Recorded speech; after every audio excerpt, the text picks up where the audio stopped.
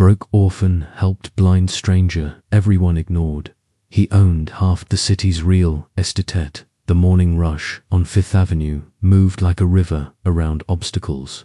And today, that obstacle was an elderly blind man slumped against the granite facade of the Merchants Bank building.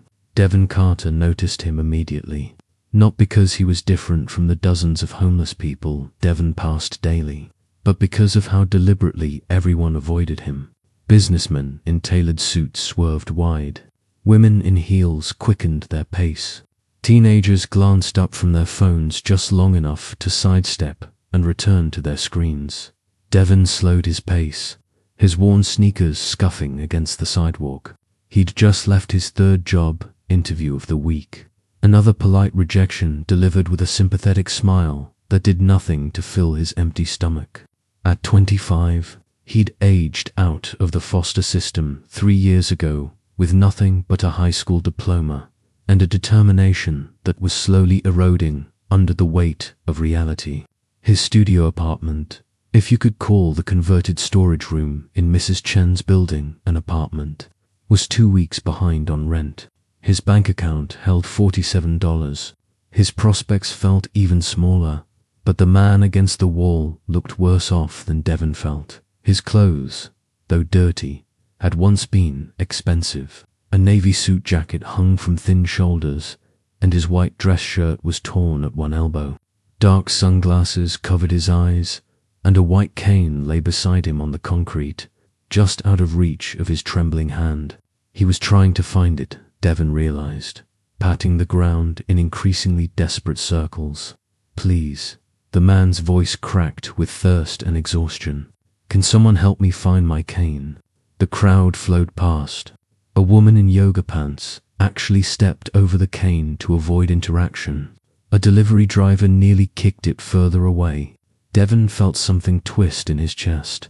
A familiar anger at a world that had taught him early that invisible people stay invisible until they make themselves seen. He crossed to the man and crouched down, picking up the cane. Here, sir. I've got it. The man's head turned toward Devon's voice with desperate relief. His hand reached out, and Devon guided it to the cane's handle. The man's grip was weak but grateful. Thank you. Thank you so much. I've been here for hours. I got separated from my assistant, and I can't find my phone. I just need to get to a phone. Can you help me make a call? Devon hesitated. He had 30 minutes to get across town to his evening shift washing dishes at Marco's Italian kitchen. If he was late again, Marco had made it clear there wouldn't be a fourth chance. But looking at this man, forgotten by hundreds of people who probably had more resources than Devon would ever see, he couldn't walk away. Yeah, I can help you, Devon said, offering his arm. Where do you need to go? The man grasped Devon's forearm with surprising strength. There's a payphone 2 blocks north. I can call my office from there. I'm Raymond. Raymond Harrison. Devon Carter. He helped Raymond to his feet, steadying him when he swayed. The man was taller than Devon expected, maybe 6'2", and despite his current condition, carried himself with an instinctive dignity. They moved slowly through the crowd, and Devon noticed something strange. Now that Raymond had help, people looked even more determined to ignore them. It was as if acknowledging their existence might require acknowledging they'd walked past him earlier. Devon had spent enough time being invisible himself to recognize the deliberate blindness of the privileged. The payphone was occupied by a teenager arguing loudly with someone about concert tickets. Devon and Raymond waited on the corner, and Devon used the time to really look at the man he was helping. Raymond's face was weathered but distinguished, probably in his early 60s. His hair was silver grey and had been neatly cut recently. His shoes, despite being scuffed, were handmade leather. Everything about him whispered of a life that didn't match his current circumstances. How long have you been out here? Devon asked. Raymond's jaw tightened. Since this morning. I have a medical condition, episodes where I become disoriented. My assistant knows to stay close, but there was a crowd at the subway station and we got separated. By the time I realized I was alone, I couldn't find my way back. My phone was in my jacket pocket, but someone took it while I was sitting there. They took my wallet too. Devon felt his anger return, sharper now. That's messed up. People just walked past you. Thousands, Raymond said quietly. I could hear them, feel them moving around me like I was a stone in a stream. I called out for an hour before I stopped. You learn quickly that most people won't help if helping requires even the smallest inconvenience. The teenager finally hung up, slamming the phone down hard enough to make the metal housing rattle. Devon guided Raymond to the phone and helped him dial. Raymond's fingers moved with practiced precision across the numbers, and Devon realized the man's blindness wasn't new. He'd adapted to it, learned to navigate a world that wasn't designed for him. This is Raymond Harrison, he said when someone answered. Extension 4. Yes, I'll hold. He covered the mouthpiece and turned toward Devon. Thank you for staying. Most people would have pointed me to the phone and left. Devon shrugged, though Raymond couldn't see it. Most people didn't grow up in the system. You learn pretty quick that nobody's coming to help unless you help each other. Raymond's expression shifted, something like understanding crossing his features. Foster care, since I was 6, aged out at 21. Devon checked his phone. 15 minutes to get to Marco's. He was definitely going to be late. A woman's voice came through the phone, sharp and efficient. Raymond's posture straightened. Patricia, it's me. I need you to send a car to the corner of 5th and 32nd. Yes, I'm fine. Just disoriented. I'll explain when I get there. He paused, listening. No hospital. Just send the car. 20 minutes. Good. He hung up and turned back to Devon with visible relief. My assistant is sending a car. Thank you for your help, Devon. I know you probably have somewhere to be. I've got work, yeah. Devon glanced at his phone again. But I can wait with you until the car comes. This corner gets sketchy after dark.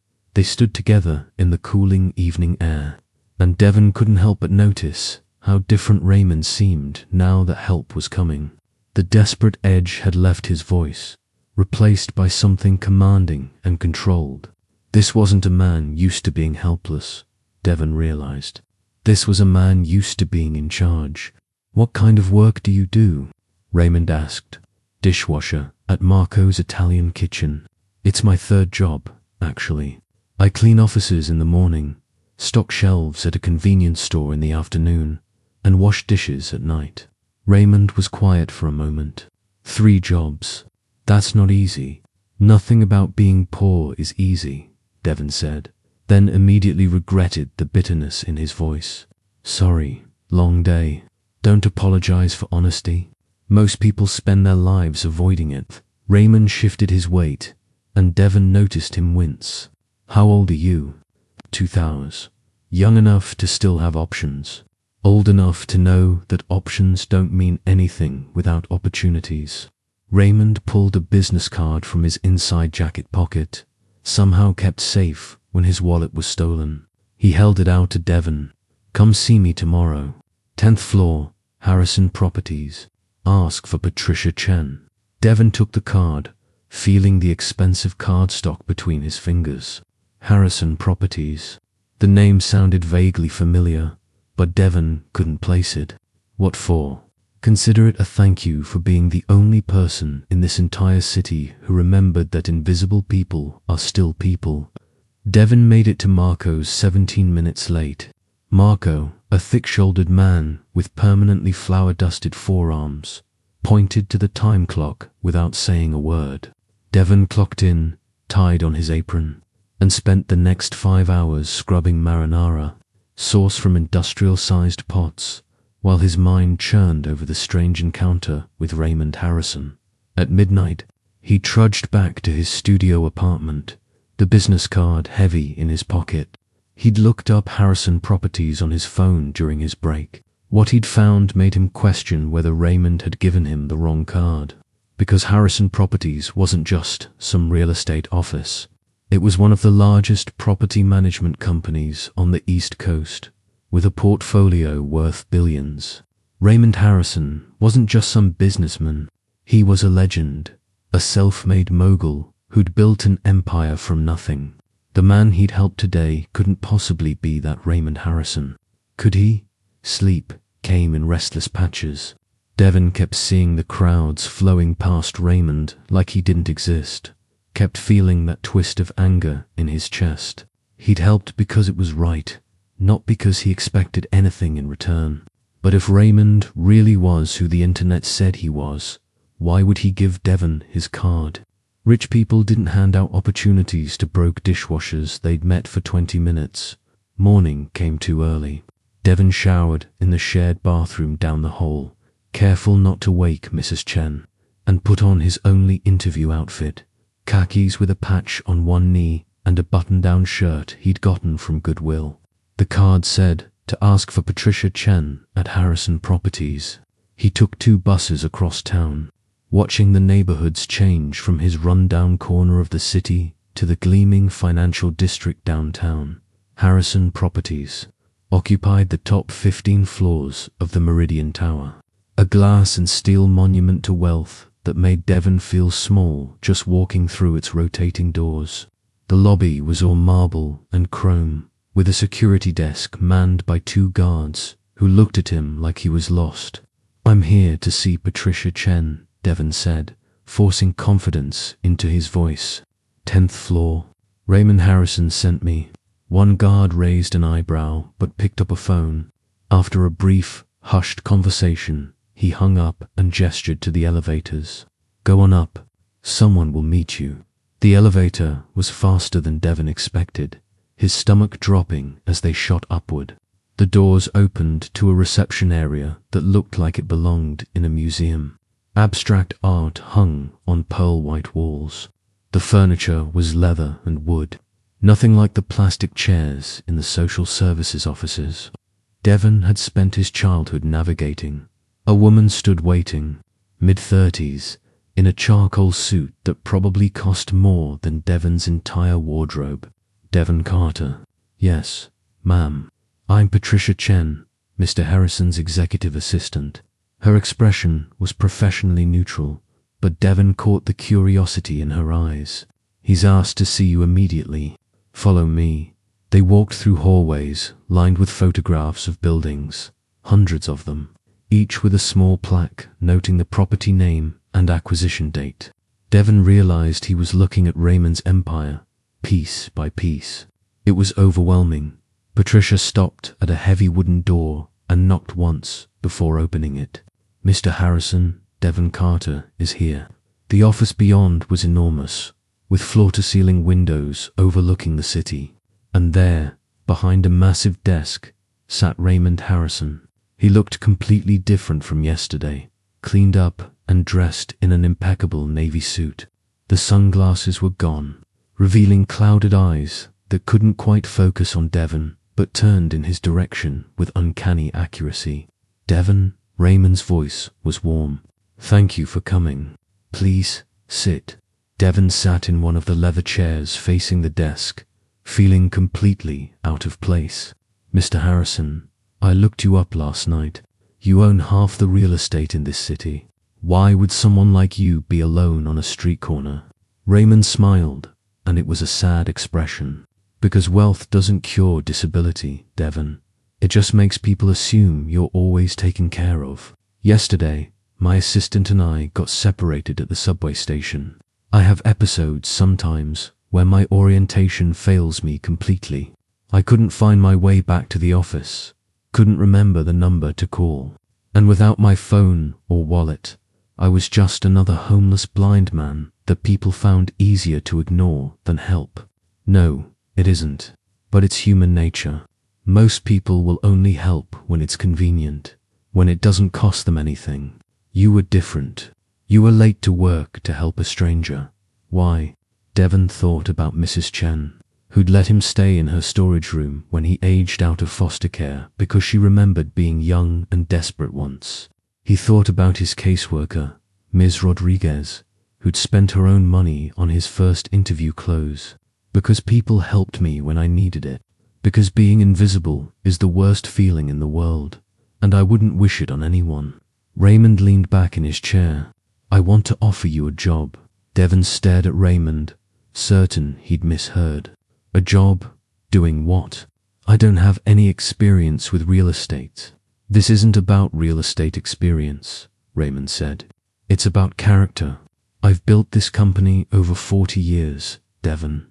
I've hired hundreds of people. The ones who succeed aren't always the ones with the best credentials. They're the ones who see people, really see them, and act with integrity even when no one's watching.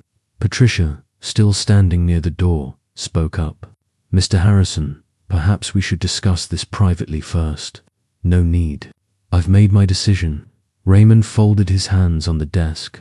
Devon, I need someone I can trust.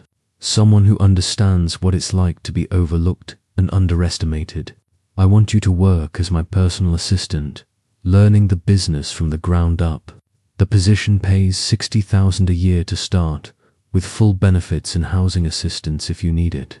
The number hit Devon like a physical blow. 60,000.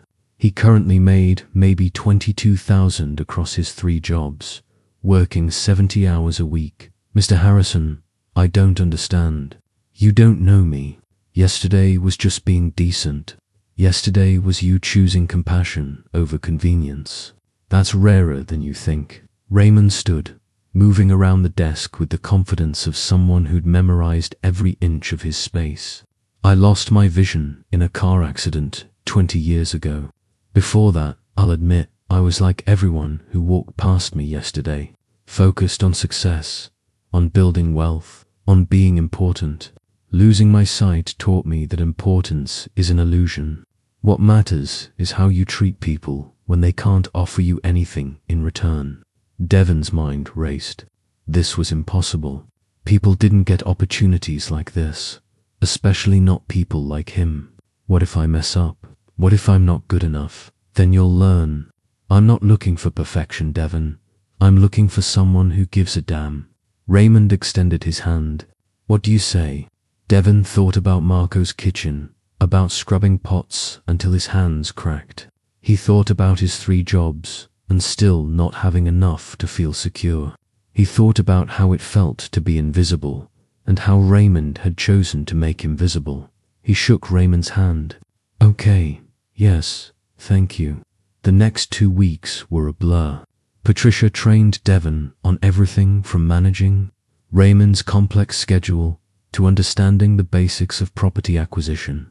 Devon moved from his storage room into a modest 1-bedroom apartment in a Harrison Properties building, the rent subsidized as part of his employment package. He gave his notice at all 3 jobs, with Marco surprising him by saying he'd always known. Devon was meant for something better, but the real education came from Raymond himself. The man was brilliant, navigating business deals and negotiations with a precision that made his blindness seem irrelevant. He'd built his empire by seeing opportunities others missed, by investing in neighborhoods before they were fashionable, by treating tenants like people instead of revenue streams. The secret to real estate, Raymond told Devon one afternoon as they reviewed acquisition proposals, isn't about buildings. It's about understanding that behind every address is a community, and communities thrive when they're respected. Devon absorbed everything.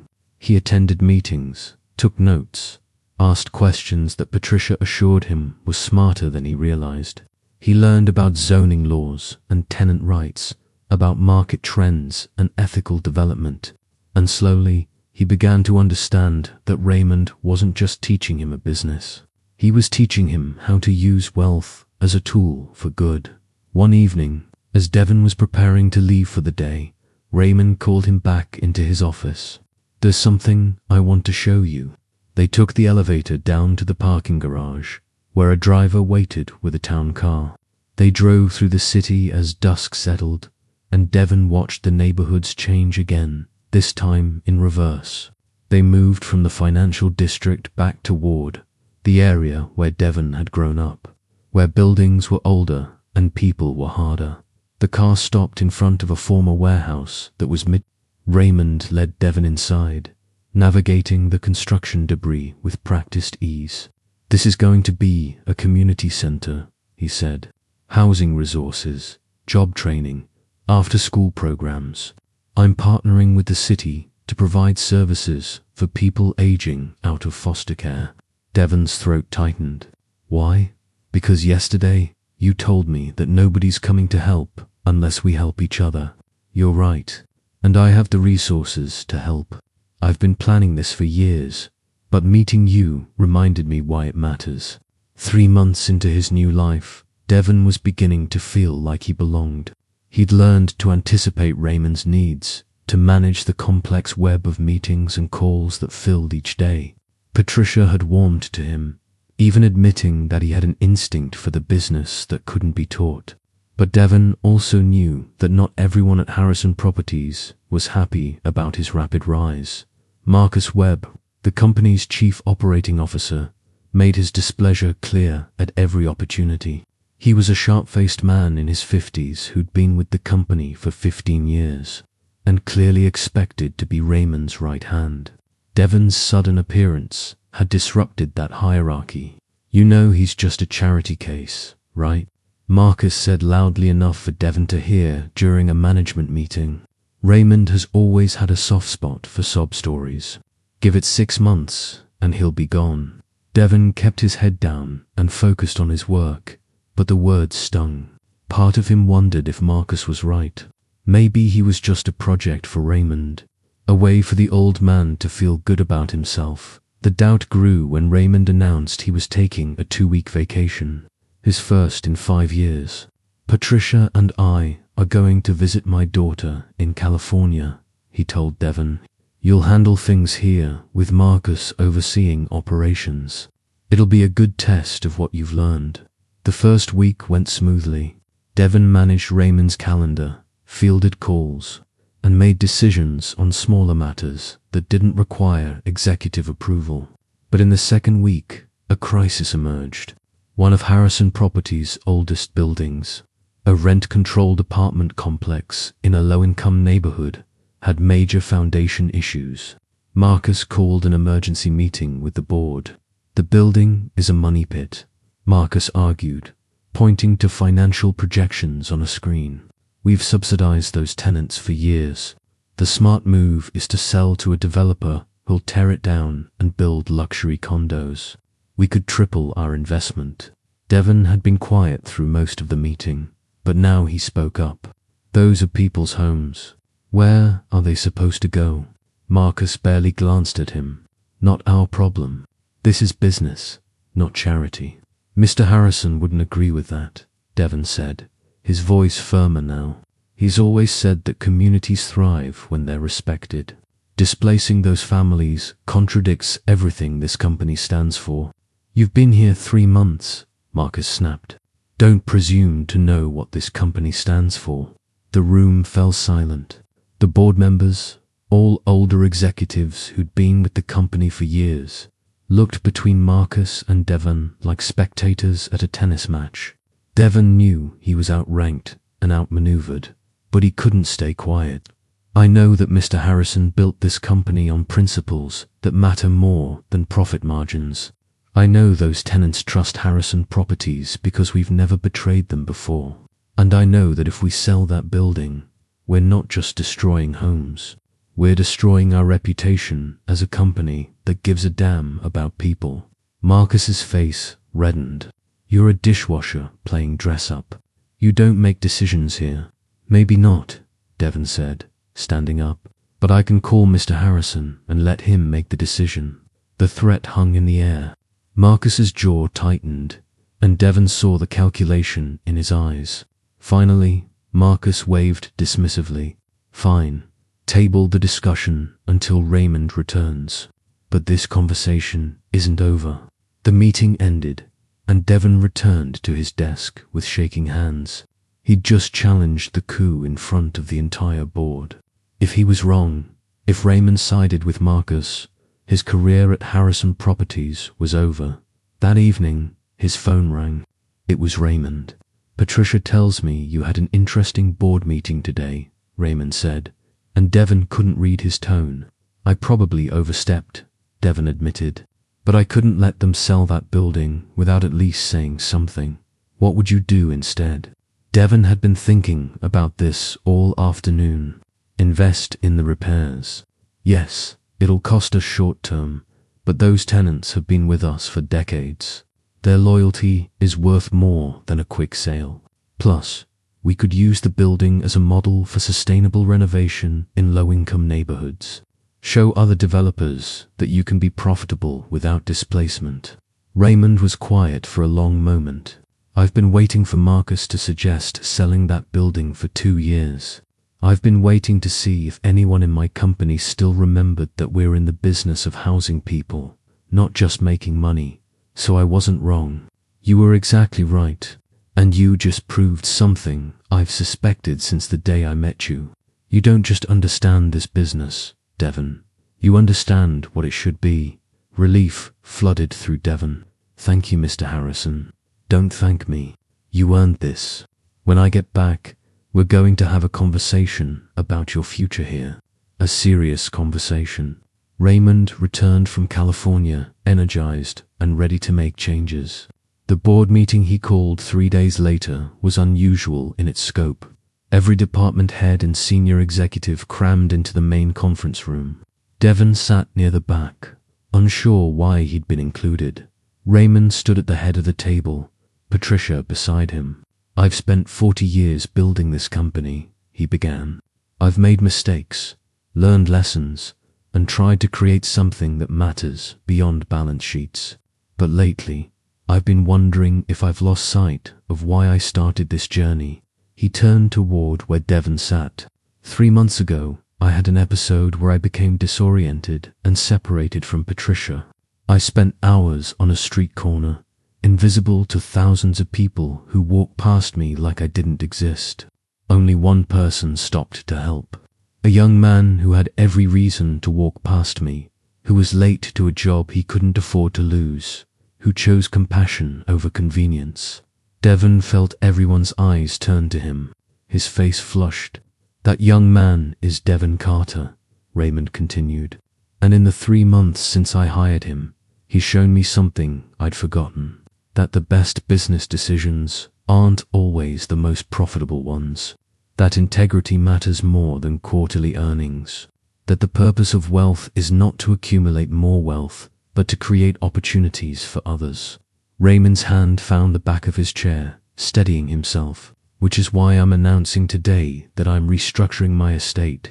50% of Harrison properties will be placed in a trust, dedicated to affordable housing initiatives and programs for aging out foster youth. The trust will be managed by a board, and I'm naming Devon Carter as one of its founding directors.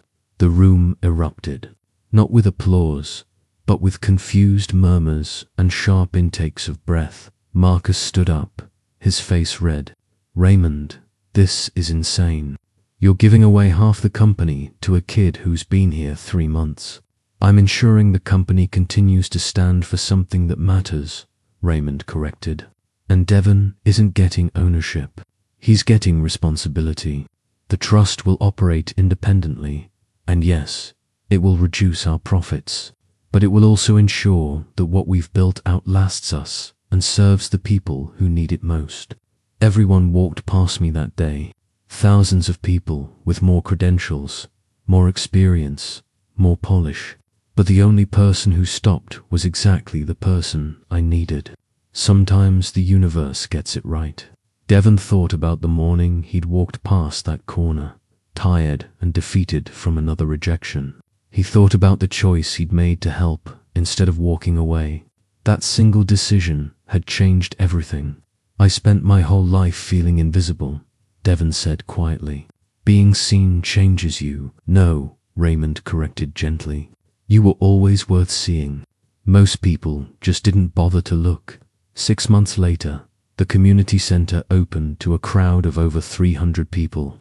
Devon stood on the small stage, microphone in hand, looking out at faces that reminded him of his younger self. Kids from foster care, young adults aging out of the system, Families struggling to make rent in a city that seemed designed to push them out. "My name is Devon Carter," he began. "6 months ago, I was washing dishes and sleeping in a storage room. Today, I'm here because someone saw me when I felt invisible. This center exists because we believe that everyone deserves to be seen, to be heard, to be given a chance." He caught sight of Nia Patterson in the crowd, the social worker who'd helped him navigate the system years ago. She was crying, and he understood why. This was redemption for every kid who'd fallen through the cracks, every person who'd been walked past and ignored. "We can't change the past," Devon continued, "but we can change what happens next. Welcome home." The applause was thunderous. Raymond stood beside Patricia in the front row, unseeing eyes bright with unshed tears. And Devon understood, finally, what Raymond had known from the beginning. Wealth wasn't the buildings or the bank accounts. It was the ability to turn your own pain into purpose, your own invisibility into a spotlight for others. It was choosing, every single day, to see people who needed to be seen. That night, walking home through streets that felt different now, owned not just by Harrison Properties, but by the communities they served. Devon pulled out his phone and opened his notes. He wrote down 3 words that had become his guiding principle. Everyone deserves dignity. It was simple. It was everything. And it was a promise he intended to keep for the rest of his life. The end.